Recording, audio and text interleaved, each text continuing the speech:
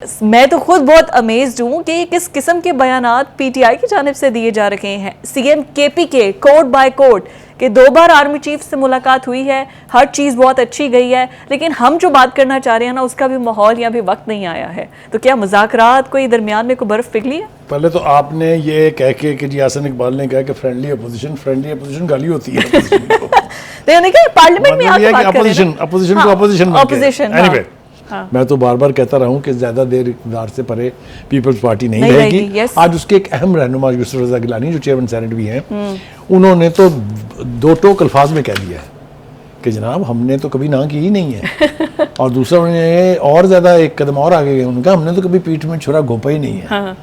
और उन्होंने कहा कि ये इम्कान मौजूद है कि हम हुकूमत का हिस्सा बन जाएं।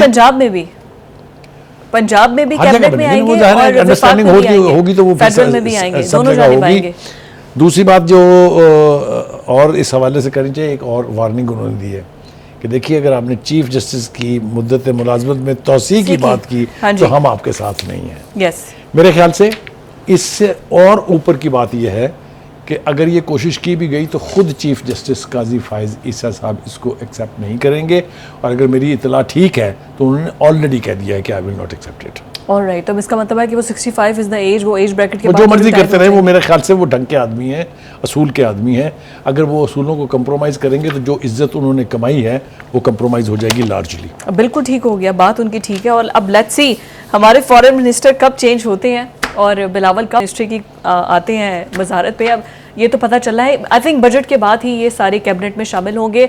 उसके बाद व्हाट टर्न आउट्स के कैसी रहती है फेडरल और पंजाब की गवर्नमेंट जब पीपल्स पार्टी शामिल होती है? जनाब गुजारिश ये है कि ये मुज़ाकरात की तीसरी ऑफर बिल्कुल सीरियस ऑफर है और ये हसन इकबाल ने भी की है, आपने नोट किया होगा, और दूसरे लीडरान की तरफ से भी पेशकश की गई है।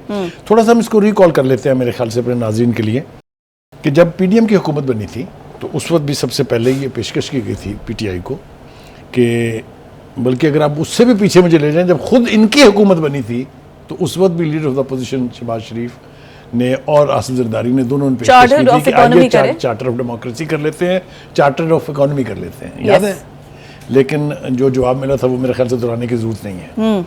इसी तरीके से जो पीडीएम की हुकूमत ने ऑफर की थी उसका भी रिस्पॉन्स जो है वो जीरो था, बल्कि सब जीरो था।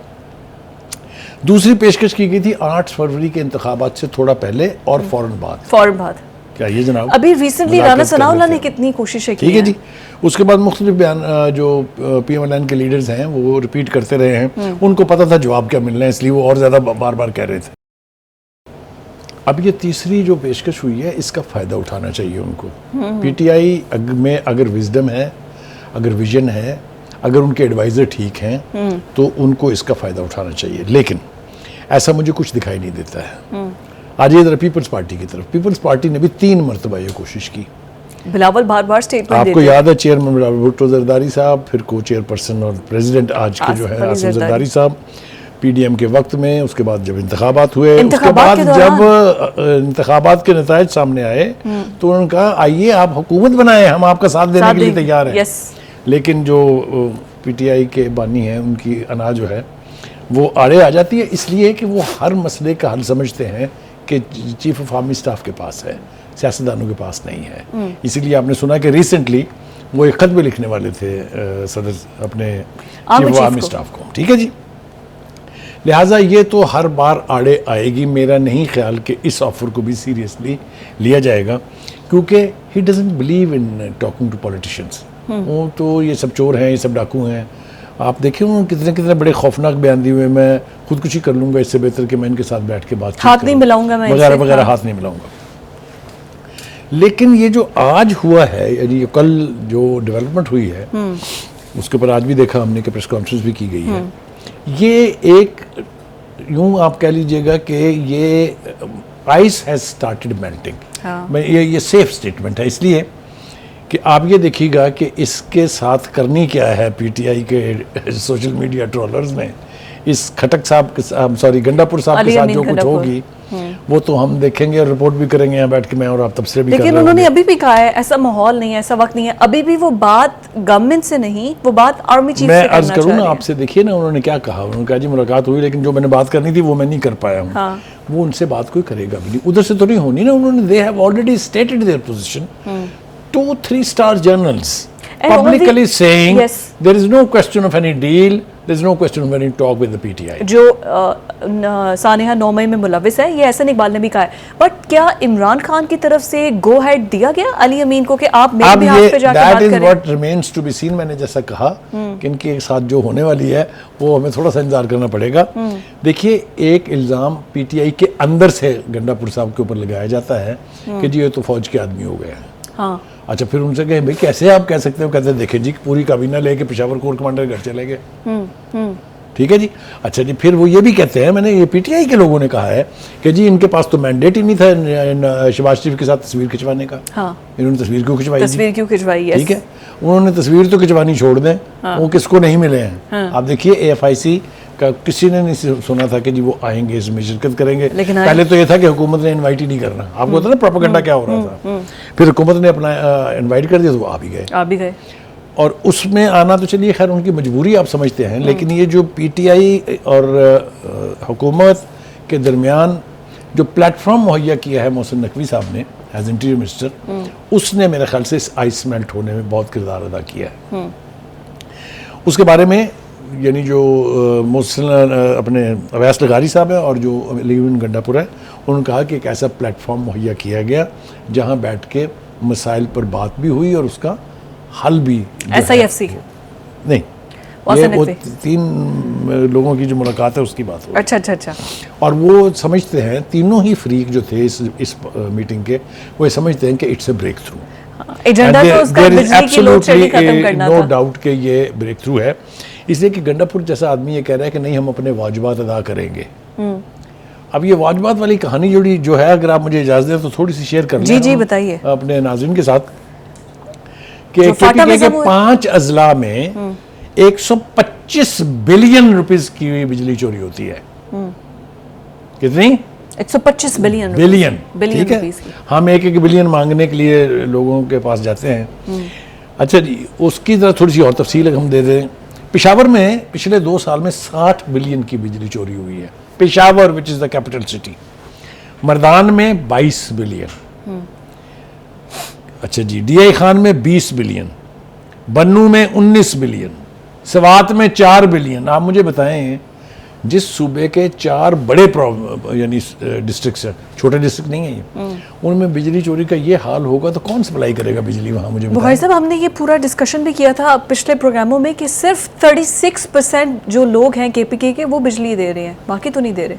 ठीक है, बिल दे रहे हैं, सॉरी। देखिए ये बदतरीन है बिल देने के हवाले से चारों सूबों के मुकाबले में। ठीक है जी। अच्छा, अब आप बताएं कि ऐसी जब सूरत-ए-हाल होगी और फिर ऊपर से तुर्रा ये कि आप जाएं ग्रिड स्टेशनों में दाखिल हों, जबरदस्ती उन इलाकों की बिजली चालू कर दें जिन्होंने बिल दिया ही नहीं कभी। हाँ।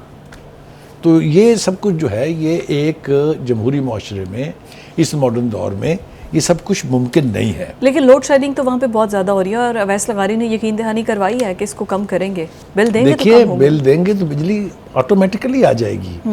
मैंने एक दफ़ा, आपको याद होगा, एक प्रोग्राम में हमने बताया था कि पंजाब में 92% लोग बिजली का बिल देते हैं। उसी को मैं रेफर किया। अच्छा जी, फिर जो है वो सिंध में चले जाएं आप तो वहाँ पर 60-64% देते हैं।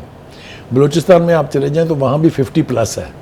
लेकिन ये KPK जो है 30% हार्डली। यार ये तो मतलब है बज़ाहिर बहुत बड़ी ज्यादती है। एक तो बात ये तय हो गई कि जितना भी गंभीर मसला क्यों ना हो, अगर आप नेगोशिएशंस करेंगे, अगर आप अक्रॉस द टेबल बैठ जाएंगे तो कोई ना कोई हल उसका निकल आता है। अब इसको लीड बना के, इसको बुनियाद बना के क्या KPK की हुकूमत और PTI मजीद गुफ्तो शनीद का रास्ता इख्तियार करने जा रही है? और जिस तरह KPK के वजीर आला मुलाकातें कर रहे हैं, क्या ये पॉलिसी PTI की है या ये अपने बेस पर कर रहे हैं? क्या बानी PTI को इस पर एतराज होगा कि क्यों मिल रहे हैं? देखिए, ये तो अभी रिएक्शन आएगा। मैंने आपको जैसा कहा, 2 तरह का रिएक्शन आ सकता है। एक तो ये कि स्नब कर दें बानी PTI, जैसे अफजल मरवत के साथ हुआ, जिस तरह अफजल मरवत के साथ जिस बुरी तरह हुआ, हमें थोड़ा सा जरा पास से ऐड कर लेते हैं। दूसरी बात यह है कि सोशल मीडिया, ये दोनों जालिम चीज़ों के नाम हैं। ना KPK के आई एम सॉरी जो ना PTI के खान साहब काबू में है और ना ही उनका सोशल मीडिया काबू में है। मुझे पता नहीं क्यों लग रहा है कि दुर्गत बननी है अली अमीन गंडापुर साहब की। अब all we do need to do is to just wait a little, ज़्यादा देर नहीं लगेगी। लेकिन अगर better sense prevails, if visionary leadership comes forth और वो इसको बुनियाद बनाए, तो कोई ऐसा मसला नहीं है जिसका हल मुमकिन नहीं है। देखिए किसी भी जमहूरी माशरे में सवाए सियासतदानों के आपस में बातचीत करने के और कोई रास्ता नहीं है। अनफॉर्चुनेट बात यह है कि PTI is a single largest party या single big party individual party in opposition in the national assembly. In opposition. पहला ऑप्शन तो उनके पास ये था कि वो पीपल्स पार्टी को साथ मिलाते, ढंग से हुकूमत बना के राज करते पूरे मुल्क पे। वो ऑप्शन छोड़ दिया उन्होंने। अब अच्छा, वो अगर ऑप्शन छोड़ दिया है तो अब अगर जरदारी साहब ऐवान सदर से पैगाम भिजवा रहे हैं तो तब नहीं माना, अब क्यों मानेंगे? हाँ, मैंने कहा ना कि उनसे ये तवक्को रखना कि वो थोड़ा सा नरम गोशा यानी पैदा करके और किसी सीरियस पॉलिटिकल इनिशिएटिव को रिस्पॉन्ड करें, ये उनसे बाइद है। अब अगर जैसा मैंने कहा कि अगर कुछ आ जाए उनको कोई वो क्या कहते हैं गैब से कोई मैसेज आ जाए और वो जिस तरह उनकी तरबियत आपको पता है किस तरह से हो रही है। But you can not under estimate Mohsin Naqvi, he is the pillar. दोनों जानिब से वो ब्रिज का काम कर रहे हैं। जो कुछ है वो तो उसने कर दिखाया। उसने पंजाब में हुकूमत की एक मॉडल छोड़ दिया। उसने BCP के हाल देख ले क्या था पहले और अब कहाँ पहुंची हुई है। इसी तरह से इंटीरियर मिनिस्ट्री में जाके उन्होंने जो पासपोर्ट के मसाइल थे, जो यानी जिस भी मसले को हाथ डालते हैं वो किसी न किसी मुद्दे के अंजाम पे उसको पहुंचा देते हैं। हम देखें वो उतना ही रोल अदा कर सकते हैं जितना उनको स्पेस मिलेगी। अगर स्पेस ही नहीं मिलेगी तो फिर मोहसिन नकवी साहब तो कुछ नहीं कर सकते। लेकिन ये अच्छी बात है कि अगर CM KPK भी आके मिल रहे हैं, बैठ के गुफ्तगू कर रहे हैं। अब प्रोविंस है, वो पाकिस्तान का एक हिस्सा है, इकाई है भाई, एक इम्पोर्टेंट इकाई है, और वो आके अपने प्रॉब्लम्स बता रहे हैं कि मेरे लोगों को ये मसले मसाइल हैं, विच इज़ अ गुड, जिसकी अवैस लगारी ने यकीन दहानी भी करवाई है। But the most important question is कि हम अपने पिछले प्रोग्राम में कितनी बार इस चीज़ को हाईलाइट कर चुके हैं कि पीपल्स पार्टी इक़्तिदार के बगैर नहीं रह सकती है। एट द एंड इवेंचुअली वो कैबिनेट में आएगी। आपकी बात सही है। इस मसले के ऊपर भी हमें बात करनी चाहिए। देखिए मैंने पहले भी अर्ज किया था